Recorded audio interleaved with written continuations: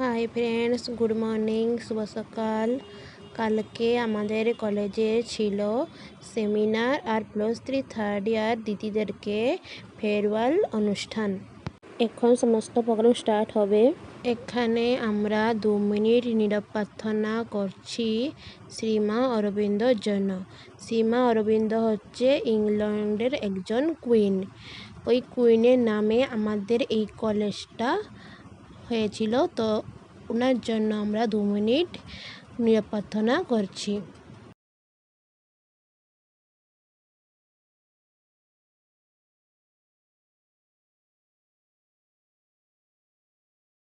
এখন প্রথমে স্টার্ট হবে আমাদের সেমিনার প্রোগ্রাম। এখানে আমরা কালকে একজন গেস্টকে ইনভাইট করেছিলাম, একজন পুলিশ অফিসার। উনি আসছিলেন। এই ম্যাডামকে আমরা সবাই মিলে ওয়েলকাম করেছিলাম।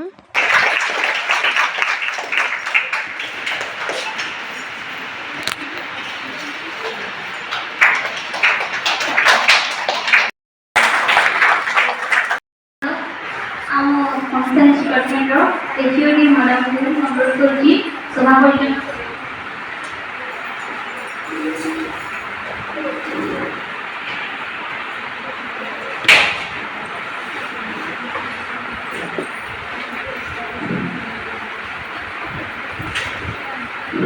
ଜୟ ଜଗନ୍ନାଥ।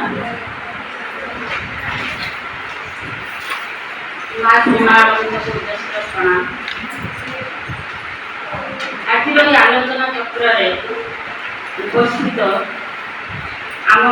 ଆମ କଲେଜର ଅଧ୍ୟକ୍ଷା ମୀନାକ୍ଷୀ ମ୍ୟାଡ଼ାମ, ଆମ ଗହଣରେ ଉପସ୍ଥିତ ଆମ ମୟୂରଭଞ୍ଜ ଜିଲ୍ଲାର ଏଡିସନାଲ ଏସପି କବିତା ମ୍ୟାଡ଼ାମ, ଆମ କଲେଜର ଦ୍ୱିତୀୟ ଓ ପ୍ରବୀଣ ଇତିହାସ ବିଭାଗର ମୁଖ୍ୟ ଡକ୍ଟର ମସିନ ସାର୍, ଆମ ଯୋଗ ବିଜ୍ଞାନ ବିଭାଗର ଆମର ପ୍ରିୟ ବାସନ୍ତୀ ମ୍ୟାଡ଼ାମ,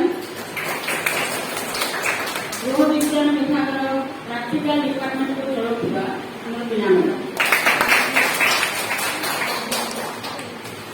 ଆଉ ସାମ୍ନାରେ ଉପସ୍ଥିତ ମୋର ଝିଅମାନେ।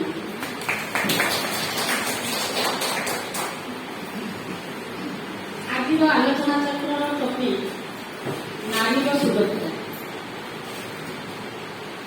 ତୁମେମାନେ ଜାଣିଥିବ, ପ୍ରତ୍ୟେକ ଦିନର ଟିଭି ନ୍ୟୁଜ୍ ଦେଖ, ଯେକୌଣସି ପେପର ଦେଖ, କୌଣସି ଦିନ ଏମିତି ଗୋଟେ ନ୍ୟୁଜ୍ ପାଇବନି ଯୋଉ ଦିନ ନାରୀ ଉପରେ ଅତ୍ୟାଚାର ହୋଇନି। ନା ବାଳିକା ପାଖରୁ ଶୈଶବରୁ ବୃଦ୍ଧା ପର୍ଯ୍ୟନ୍ତ। ତେଣୁ ଆଧୁନିକ ଯୁଗରେ ଆମମାନଙ୍କର ସମସ୍ୟାକୁ ଆମେମାନେ କିପରି ସୁରକ୍ଷା ପାଇବା, ସେଥିପାଇଁ ଆମ ଜିଲ୍ଲାର ଅଧିକାରୀ ଭାବେ କାର୍ଯ୍ୟକ୍ରମ କରିଥିବା ସବିତା ମ୍ୟାଡ଼ାମକୁ ଆଜି ଆମ ଗହଣରେ ପାଇଛୁ।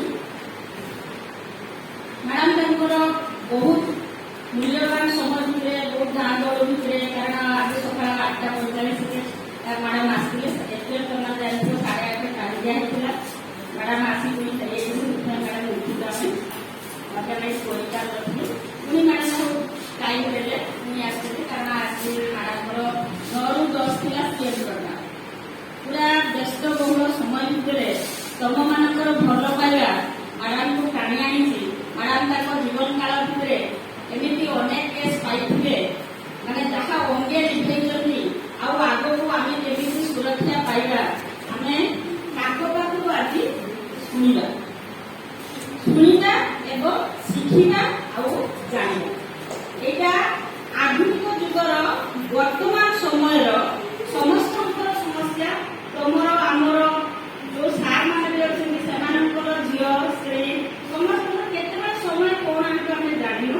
ତେଣୁ ମୁଁ ଏବେ ମ୍ୟାଡ଼ାମଙ୍କୁ ଅନୁରୋଧ କରୁଛି ତାଙ୍କର ବହୁମୂଲ୍ୟ কথন উপস্থাপন।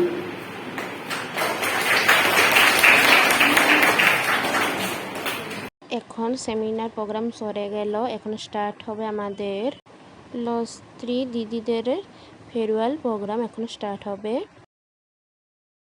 বিদায় হইলে ବହୁତ ଦୁଃଖଦାୟକ ସତ।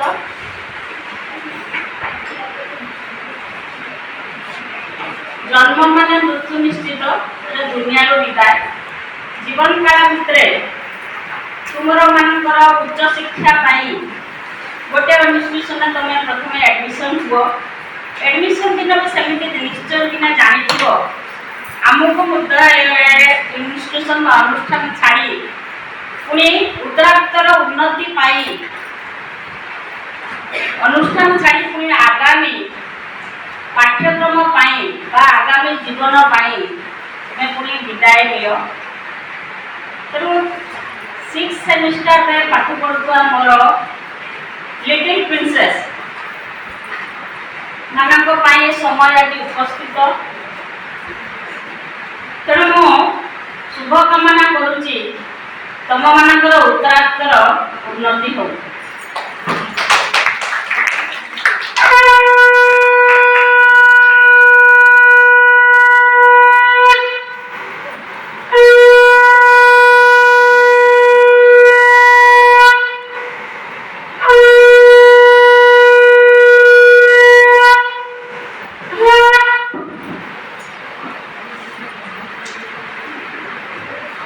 ତୁମର ସାନ ଭଉଣୀମାନଙ୍କୁ ତୁମମାନେ ଅଭିନନ୍ଦନ କରିଥିଲ। ଆଜି ସେମାନେ ତୁମମାନଙ୍କର ବିଦାୟକୁ କିଛି ଛୋଟ ଉପହାର ଦେଇ ତାଙ୍କ ସ୍ମୃତିକୁ କିଛି ସମୟ ପାଇଁ ବଞ୍ଚେଇ ରଖିବା ପାଇଁ ତୁମ ଜୀବନ କାଳ ଭିତରେ ଛୋଟ ଉପହାରଟିଏ ଦେଉଛନ୍ତି, ଯୋଉଟାକୁ ଆଶା କରି ତୁମମାନେ ସାଦରରେ ଗ୍ରହଣ କର।